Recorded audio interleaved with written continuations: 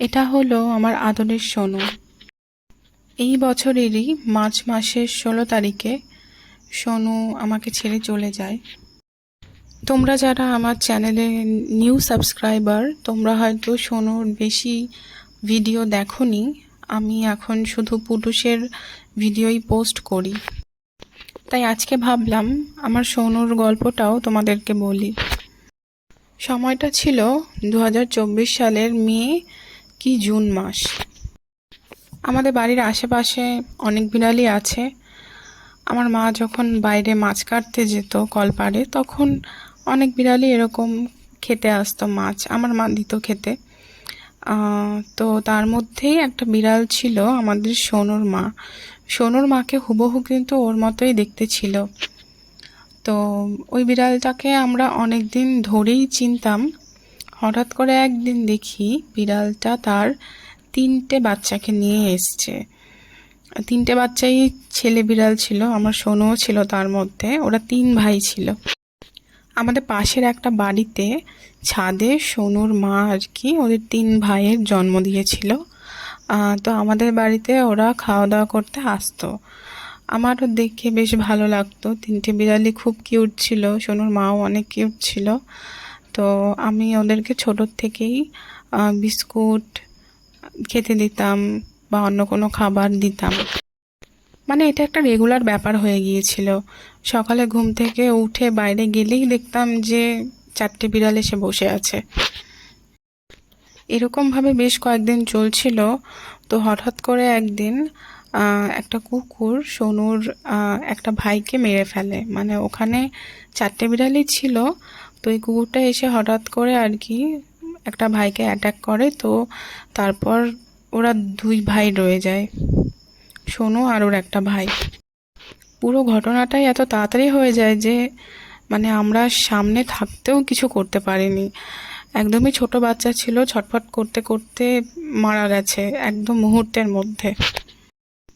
এভাবে 1.5 থেকে 2 মাস যাওয়ার পরে হঠাৎ করে একদিন সোনুর মা আসা বন্ধ করে দেয়। ওরা 2 ভাই একা হয়ে যায়।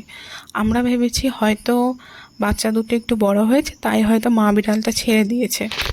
কিন্তু পরে জানতে পারি আমাদের পাশের বাড়ির মানুষদের থেকে যে ওর মাকে হয়তো কেউ একটা বিষ দিয়েছিল বা কোনো কারণে আর কি, মানে ওকে মরে পড়ে থাকতে দেখেছে সোনুর মাকে ওরা।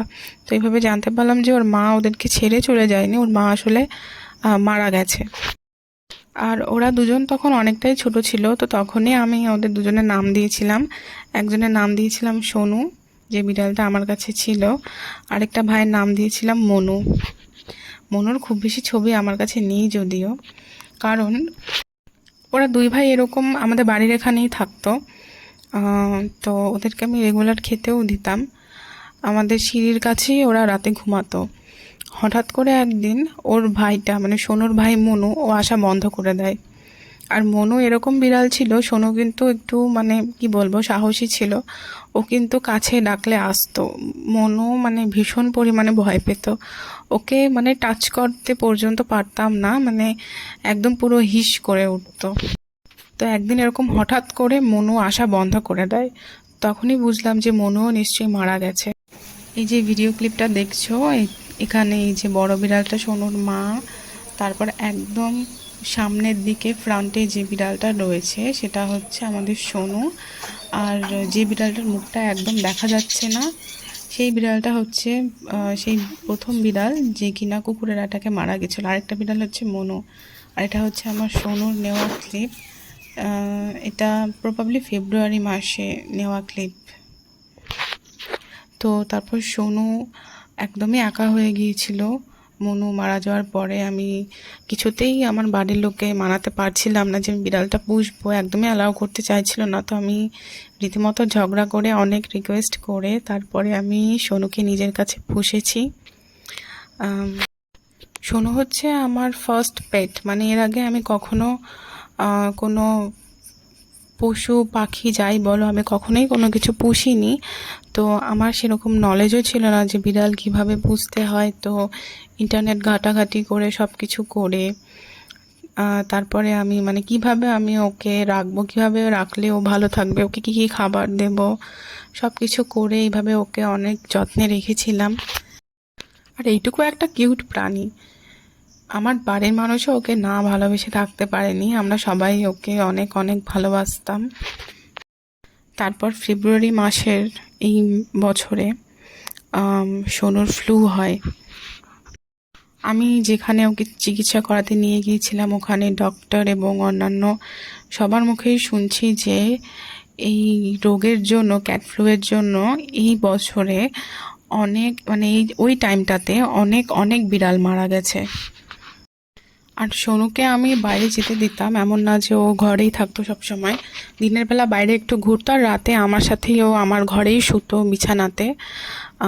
সেটা নিয়ে কখনো কোনো প্রবলেম হয়নি, কিন্তু যেটা প্রবলেম সেটা হলো ও বাইরে বাইরে ঘুরে বেড়াতো, তো সেখান থেকেই কোনোভাবে ও আর কি কন্ট্রাক্ট করেছে এই ক্যাট ফ্লু ডিজিজটা। তারপরে ওর অবস্থা আস্তে আস্তে ডিক্লাইন করে, বমি পায়খানা, তারপর একদম যখন লাস্টের দিকে চলে যায় তখন ওর পায়খানার সাথেও আর কি ব্লাড বেরোচ্ছিল প্রচুর পরিমাণে। টানা 1 সপ্তাহ শুধু ও না, পুটুসেরও ওর সাথে ক্যাট ফ্লু হয়ে গিয়েছিল, কিন্তু পুটুস তো এখন সুস্থ আছে, কিন্তু সোনুকে বাঁচাতে পারিনি।